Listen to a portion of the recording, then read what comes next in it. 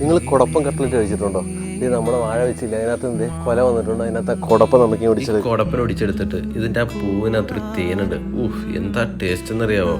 നമ്മുടെ പാനങ്ങ ചൂടായി വരുമ്പോൾ വെളിച്ചെണ്ണ ഒഴിച്ചു കൊടുത്ത് കടുകിട്ടു, സവാള, ഇഞ്ചി, പച്ചമുളക്, വെളുത്തുള്ളി, കറിവേപ്പില ഇതെല്ലാം നല്ലപോലെ ഒന്ന് വഴറ്റിയെടുത്തതിന് ശേഷം ആവശ്യത്തിന് ഉപ്പിട്ട് കൊടുക്കുക. പിന്നെ നമ്മുടെ കുടപ്പന അങ്ങോട്ട് ഇട്ട് കൊടുക്കുക.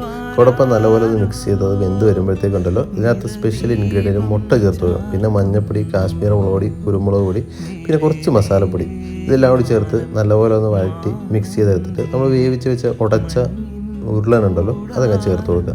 ഇനി അതൊന്ന് മിക്സ് ചെയ്ത് കഴിയുമ്പോഴത്തേക്കും കുറച്ച് എരിവിൻ്റെ കുറവുണ്ടായിരുന്നു. പിന്നെ കുറച്ച് മുളക് പൊടി ഇട്ടു. പിന്നെ ഗാർണിഷായിട്ടുള്ള മറ്റേ കറിവേപ്പില മല്ലിയില ഇട്ടു. ബ്രെഡ് ക്രംസിൽ മുക്കി മുട്ട ഇതിൽ മുക്കിയെടുത്തു. ഇതേ സംഭവം സെറ്റായി. നല്ല ചൂട് വെളിച്ചെണ്ണയിലേക്ക് കട്ട്ലേറ്റ് ഇടുക.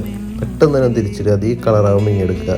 സ്വാദിഷ്ടമായ നമ്മുടെ നാടൻ കട്ട്ലേറ്റ് റെഡിയായി. വെറുതെ പറയണല്ലോ കേട്ടോ, ഇത് കഴിച്ച് കഴിഞ്ഞാൽ നമ്മളിതിൻ്റെ ഫാനായി മാറും.